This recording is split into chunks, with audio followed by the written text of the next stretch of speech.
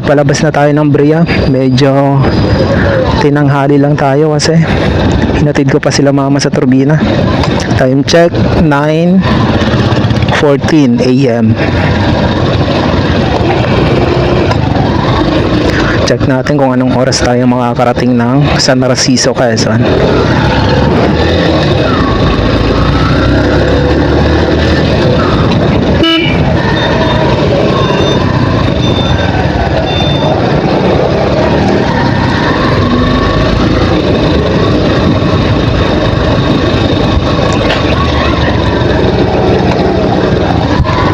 Medyo mabigat yung nasa likod natin, no? Kasi may mga dala tayo sa likod.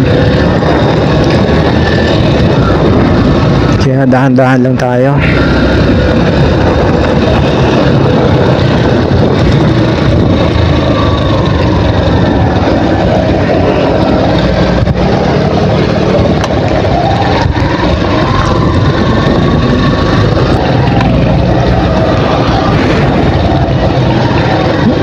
Sana hindi naman flat yung gulong ko. Pakaramdam ko parang flat.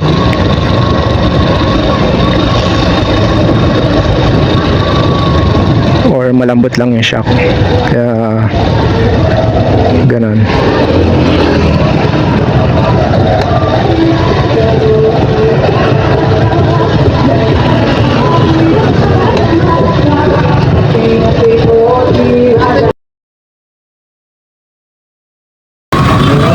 Tayo sa Plaza Calamba. Nakakarating dito. Ito yung Plaza ng Calamba or Banga yung tinatawag. Dito din yung Banga. Ito yung simbahan ng Calamba. Ayan. And then nandito yung bahay ni Rizal. Ayan. Ito yung bahay ni Rizal.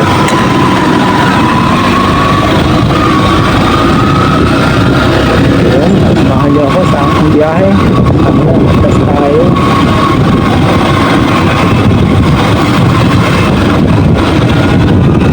Tayo dito pa lang.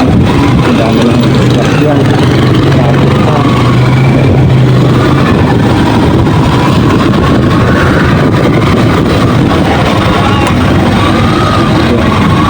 Yung beer gold sa aking left side.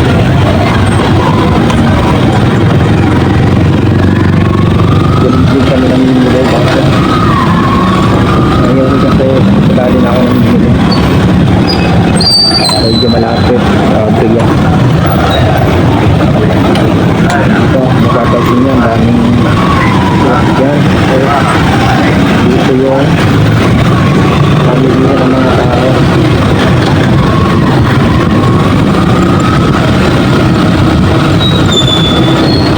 Kung kayo bagong salta dito sa Calamba, huwag kayong dediretso. Dapat laging kanan. Kanan lang. Bawal pumaretso dyan.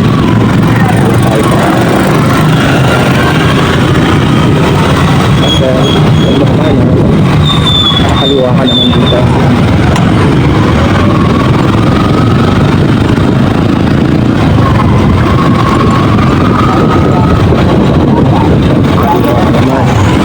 Dinerecho mo yan, yan papuntang Buyaw, Santa Rosa.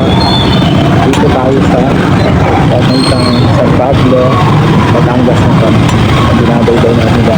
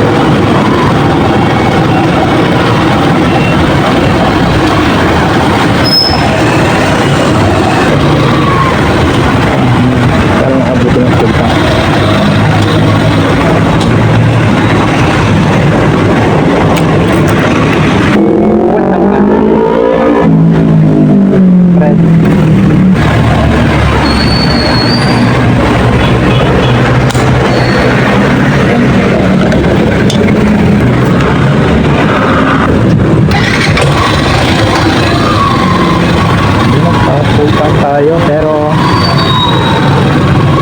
may laman pa naman kasi to, kaya siguro umabot lang ng 400 yung isang, pero kung side na side ang laman nito, siguro mga 800. Kung muna tayo, suot muna tayo ng gloves, init sa kamay.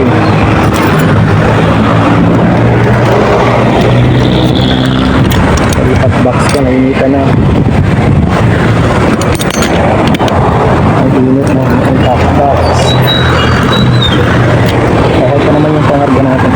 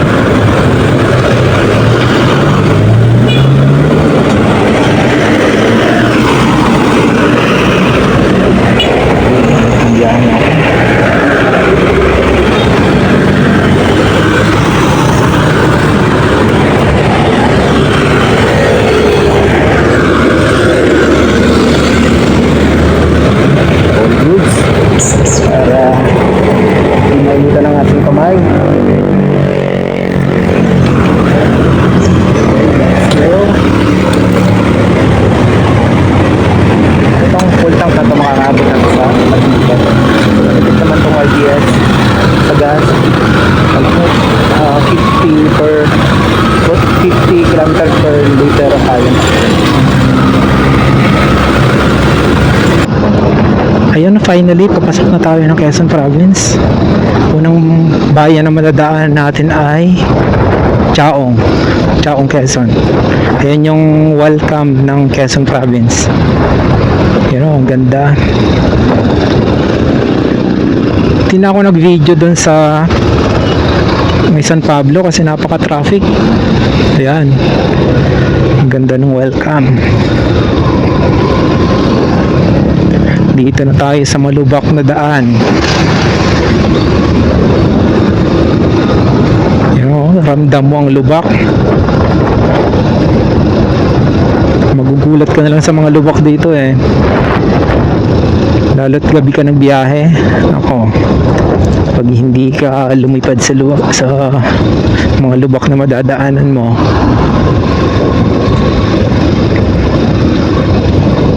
kita nyo ba yan? Napaka daming lubak.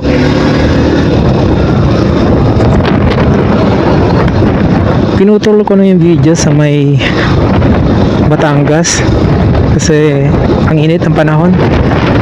Baka uminit yung cellphone ko o ano mang mangyari kapag mas sobrang sa init.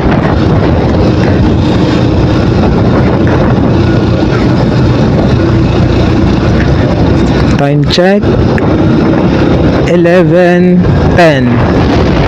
So almost 2 hours na tayong nagbabiyahe mula sa Calamba. Hindi naman tayo nagmamadali kasi nagpapahinga din ako kasi yung motor iniisip ko dahil sa sobrang init ng panahon baka mag-overheat yung makina, kaya chill ride lang tayo. Ano, ang lalim ng lubak na yun ha. Grabe. Magugulat ka na lang sa lubak eh.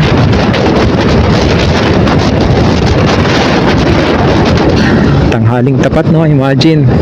Mumumotor tayo pero hindi mo naman ramdam yung init kasi kumpleto naman yung suot ko. Naka jacket, naka gloves, helmet, balaklava. Kapag ganyan naman ang suot mo, hindi mo ramdam ang init. Lalo't mabilis yung takbo mo, ang lakas ng hangin. Mainit lang kapag traffic, yung patigil-tigil ka, ayun, sisimulang pauwisan. Bali yun na, dadaan nga pala tayo sa Sariaya, Quezon kasi may ihahatid tayo. So, kakain muna tayo doon. Baka mga 12 na tayo makarating sa Sariaya, hindi ko alam. Ayan, halos 60-80 lang yung takbo natin kasi yun nga, sabi ko ang daming lubak, baka mamaya maging kwento na lang tayo dito. Magugulat ka na sa mga lubak, lalo't gabi ka nang magbiyahe dito. Ano ko, napakahirap, kaya ayoko magbiyahe dito ng gabi.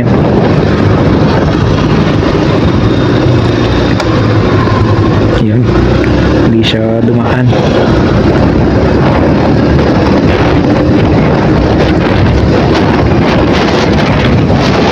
Bale, nasa Chaong na nga pala tayo. Chaong, Quezon. Ang kasunod na ito ay Candelaria, Quezon. Then Sariaya, Quezon, sa Lucena. Mahaba-haba pang biyahe ito.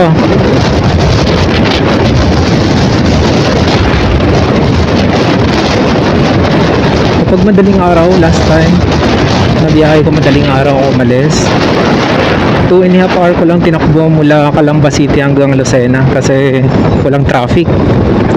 Kaya masarap magbiyahe kapag madaling araw. Problema, ayun, nakakagulat yung mga lubak. Yan o, Pure Gold, Chaong, Quezon.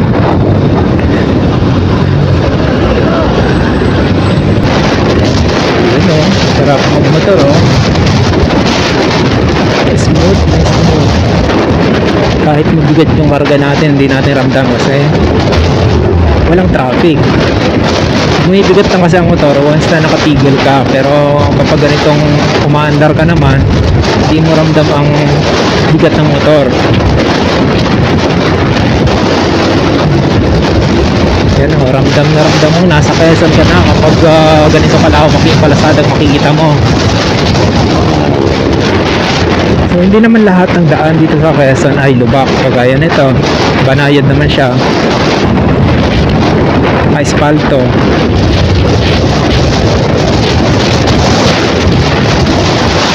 Siguro ilang part ng Quezon lubak, pero hindi naman lahat. Kasi isipin ng iba, lahat ng parte ng Quezon ay lubak ang daan. Hindi naman. Yan lang ang daan. Ganito araw-araw ang dinadaanan mo, walang traffic. Enjoy muna natin ang bakasyon. Alam mo yun, yung hindi kompleto ang bakasyon mo kapag hindi ka pumunta sa malalayong lugar. Kapag nag-stay at home ka lang, yun ang iniisip ko eh. Actually, nag-iisipan ko kung uuwi ako dito or mananatili na rin sa Calamba. Kaya lang iniisip ko, boring naman sa Calamba. Tulog lang ako maghapon. Alam mo yun, tumatakbo yung araw mo na parang walang nangyayari sa'yo. Dito sa Quezon, marami tayo ditong paglilibangan. Pwede tayong mag-basketball,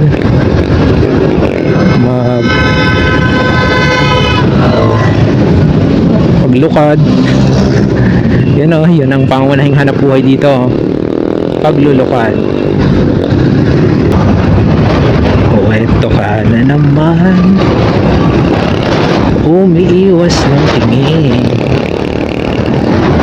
laging nakatanaw sa mga talat na kadungo sa bintana. Kailan mo ba magagawang italiwas sa dilim ang natatanging kagandahan, nababalot ng hiwagang humalina sa akin kahit na ika'y hindi ko maintindihan. Nais masilayan ng iyong mga matang puno ng lihim at mag-islap. Natin nga lang ba isang estranghero pagbibigyan ng puso ko? Natuturete sa'yo, hindi alam kung bakit ba ko nabigani sa iyo. Hindi Di alam kung bakit ba ganito, kahit na alam pang wala rin naman itong patutunguhan, na kahit pa ilaan lahat ng oras sa'yo, hindi titigil hanggang ako na ang dahilan. Yung ipiling misteryoso.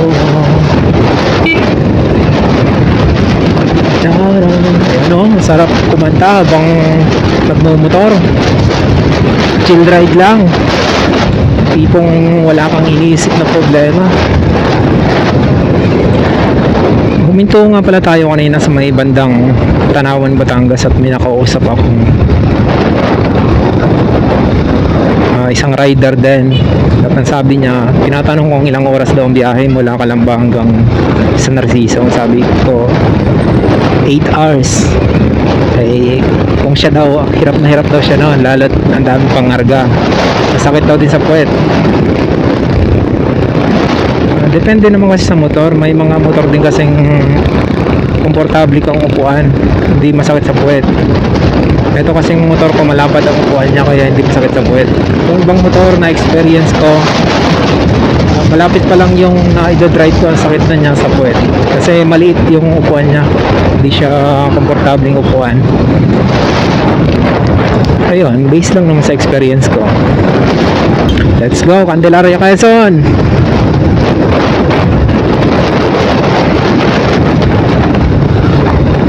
6 hours na biyahe na lang, nasa San Narciso na tayo. 6 hours, parang ang bilis lang ng 6 hours medyo gabi na tayo pagdating doon. Pinag-iisipan ko pa kung saan ako dadaan, kung dito sa Abdangan or Atimonan. Kasi kapag Atimonan tayo dumaan, madadaan natin yung tawag dito, nakakalimutan ko yung tawag, dito kang manok. Ayan, nakakatakot dumaan doon kapag mabigat yung pangarga mo. Gusto ko sanang dumaan doon para maipakita sa inyo, sa mga hindi pa nakakarating doon, kung ano bang itsura niya. Kaya lang iniisip ko, mabigat nga pala yung dala ko. Ano ko, lubak na naman.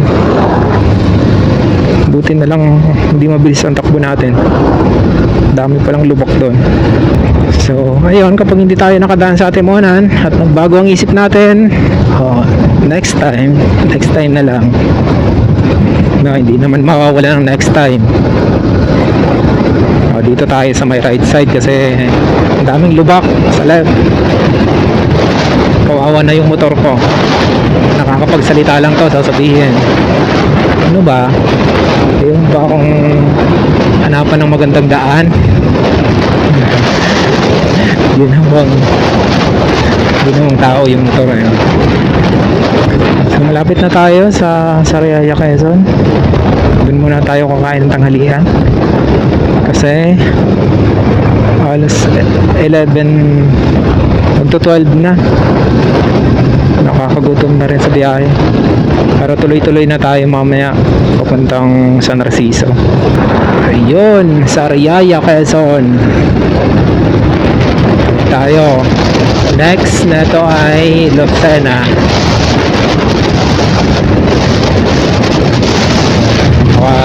Maligaw tayo, makalimutan natin yung hihintuan natin. Saan part nga ba yan? Alam ko malapit sa bayan yun, malapit sa may welcome, may overpass. Ayun, malapit siya sa may overpass.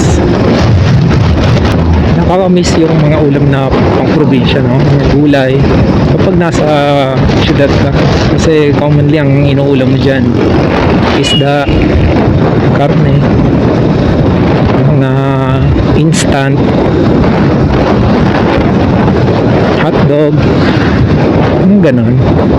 Kaya talagang mamimiss mo yung nagulay sa probinsya, lalo't laking probinsya ka tapos bigla kang napalipat sa syudad, mamimiss mo yung mga pagkaing probinsya. Ngayon naman, kapag nasa probinsya ka naman at matagal ka na doon, mamimiss mo naman yung mga pagkaing syudad. Ganun ang gulo. Dapat balance lang. Minsan gulay, minsan karne.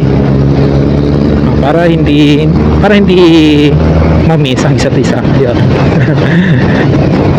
Sariaya, Quezon. Simbahan ng Sariaya, Quezon.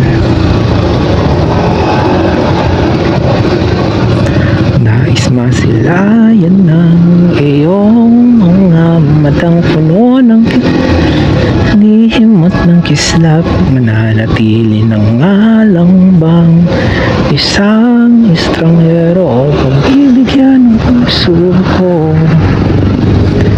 Natuturete sa'yo, hindi alam kung bakit ba ko nabigani sa iyo.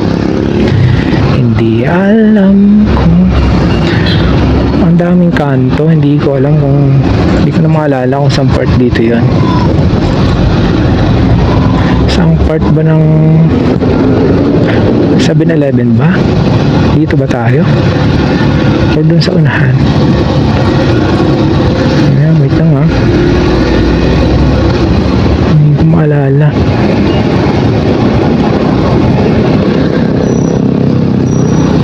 Feeling ko tapat nga ng 7-Eleven. Stop mo muna tayo saglit.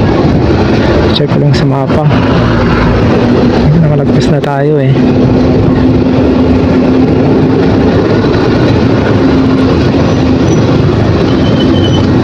Nakalagpas tayo. Tapat daw ng 7-Eleven. Balik tayo. Balik tayo.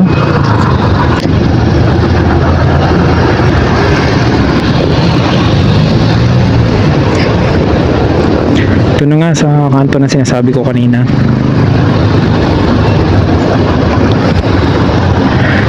Naligaw pa tayo no? Hindi mo kasi tinandaan eh. Ikaw kasi hindi mo tinandaan nung punta mo dito nung nakaraan. Hindi ko natandaan no? 7-Eleven nga pala yon. Kaya pala familiar sa akin. Tapat ng 7-Eleven at BDO. Ayun, yung dinaanan natin kanina.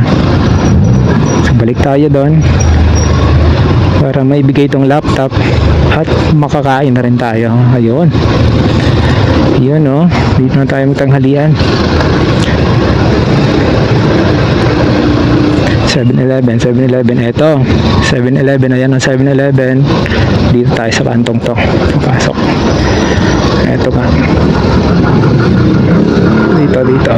Yups. Ito na pala.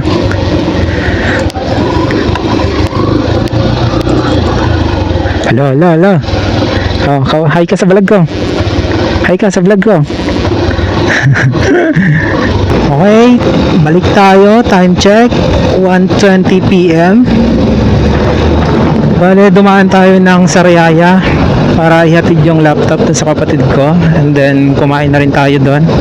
Umalis tayo doon ay 1:50 PM at 12:50 PM. So ngayon ay 1:20 PM na, and then nandito na tayo sa Pagbilao. Yan, makipot na daan na naman ang tatahakin natin dito. So dito sa Pagbilao no, maliit lang yung daan kaya madalas traffic, pero mukhang hindi naman traffic ngayon kasi although maraming sasakyan pero still dire-diretso lang naman.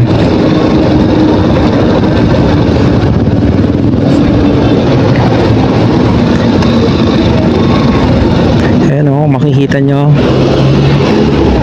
isa lang yung daan, and then sa mga tabi, sa panabi ng daan ay puro bahay na, kaya siguro mahirapang magpalaki nito, mahirapang i-adjust yung lapad niya kasi puro bahay yung panabi.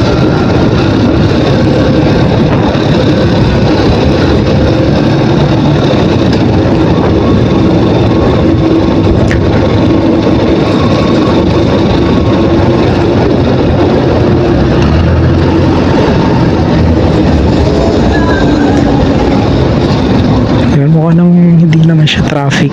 Huwag naman sana. Para hindi tayo abutin ng gabi sa pag-uwi. Tansya ko mga 6 PM nandun na tayo sa San Narciso, Quezon. Bale, dadaan muna tayo ng Katanawan kasi nagpapadaan yung kapatid ko. Daanan ko daw muna siya para sabay na kami umuwi. Siya naman ay naka-tricycle. Maganda na rin yung may kasabay sa daan para hindi nakaka-boring, no? At tulad nito, solo ride lang tayo, long ride pa, tapos solo lang, nakaka-boring. Wala kang kausap, wala kang kaangkas, kaya kanta na lang yung libangan natin. Ayun na ang sinasabi sa hula, traffic na naman. Mga 6 hours pa siguro yung babiyahin natin papunta sa San Narciso, Quezon. Sa mga hindi nakakaalam kung saan yung San Narciso, search nyo lang sa Google Map para malaman nyo rin, mag-idea kayo kung gaano siya kalayo. Kasi ikalawa siya sa bayan na pinakang dulo ng Quezon. Ang pinakang dulo kasi ng Quezon ay San Andres, and then sumunod yung San Narciso. Kaya since pinakang dulo siya, so ang kasunod niya dagat na. Kaya maraming dagat sa Quezon dahil ayun nga, dulo na siya. So mga gustong mag-swimming, mga barkada nyo, ayain nyo na pumunta ng San Narciso or San Andres para mag-swimming. Sarap ng swimming ngayon, ang init, kaya lang pag uwi mo hindi ka na makulayan kung anong kulay ka na. Sabi nila balang araw darating ang iyong daming hinihiling, at nung dumating ang aking panalangin ay hindi na itatanggi ang pag-asang nahanap ko sa iyong mga mata, ang dudulot sa pag-ibig natin na mawawala. Hindi ko alam kung tama pa ba yung lyrics ko. Nakakalimutan ko na yung lyrics. Nakakanta lang tayo ng kanta para hindi tayo pa-boring. Ganun lang yung libangan ko na kapag naboboring ako sa biyahe. Sound trip ka lang or kanta-kanta. Kahit pangit yung boses natin, wala dun tayo masaya Yun ang libangan natin May kanya-kanya naman tayong habit. Paano hindi tayo mainip. Yun ganda ng bundok Yun. Slubak.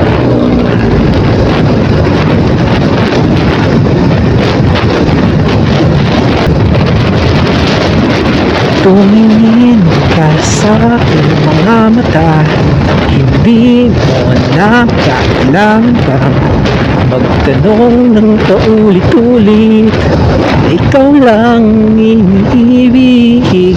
Grabe, ang ganda ng bundok. Yun sarap siguro sa loob niyan, napakahangin. Sana yung mga ganyang bundok ipagbawal yung pagpuputol ng kahoy para green na green siya tingnan. Kasi once na pinutol ang mga kahoy dyan, may possibility na gumuho yan kasi wala nang kakapitan yung lupa. Ayun lubak. Dito na naman tayo sa parting Quezon na malubak. Hindi ko alam kung bakit itong kalsada sa left side ang lubak.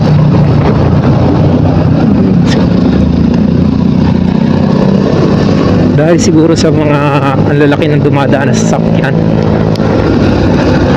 So, buti na lang maganda yung shock natin, malambot.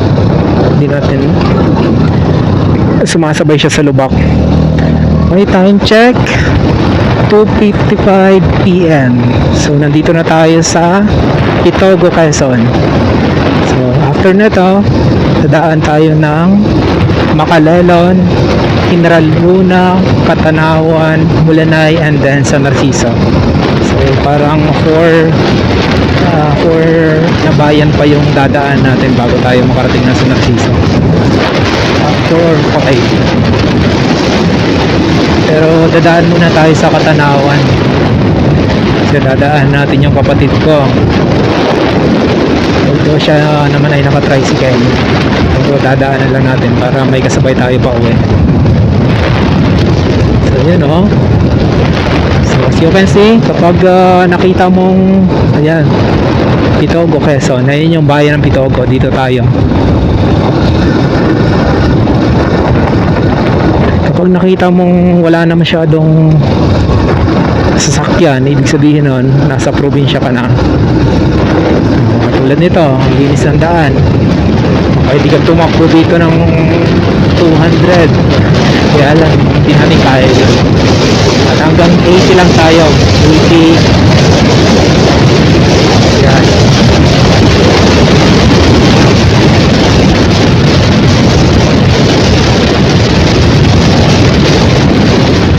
Yun. Sarap. Sarap mag-ride sa probinsya.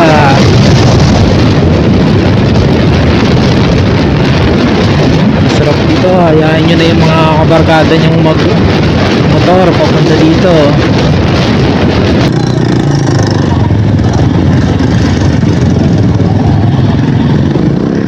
Okay, time check. 4:31 p.m. Nandito na tayo sa bayan ng Catanawan. Asa na yung sundo ko? Asa na yung... Asa na yun? Wala. Ayun. Ilaw muna sa vlog ko. Ilaw muna sa vlog ko. Ayun. Hinintay ko sila kanina sa Enbel. Mali pala yung Enbel na nahintayan ko. Dapat dyan sa may bayan. Hindi naman sila nagsabing sa bayan pala. Ayan, papunta na kaming San Narciso. So after nitong Catanawan, dadaan kami ng Mulanay, bayan ng Mulanay, and then San Narciso na. Medyo malayo-layo pa rin yung pabiyahin. Kasi ang bayan dito sa Quezon ay magkakalayo. Hindi kagaya ng sa Laguna, halos magkakabikit lang yung bayan. Dito as in magkakalayo siya. Kaya naman napakatagal ng biyahe. Almost 8 hours na akong buong biyahe ha. Before 6 p.m. I think nandun na kami. Sana hindi ako malobad kasi 20% na lang yung aking cellphone. So ayun nga pala yung kapatid ko, yung nagda-drive ng tricycle, and then yung nasa loob naman, yun yung aking pamangkin. Ayan, shout out sa mga taga Catanawan. Ayan, nadaanan ko na ang inyong bayan.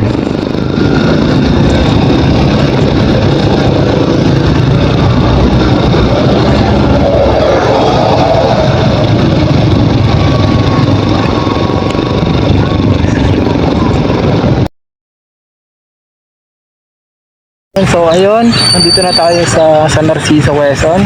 At ang oras natin ngayon ay ayan, 6:04.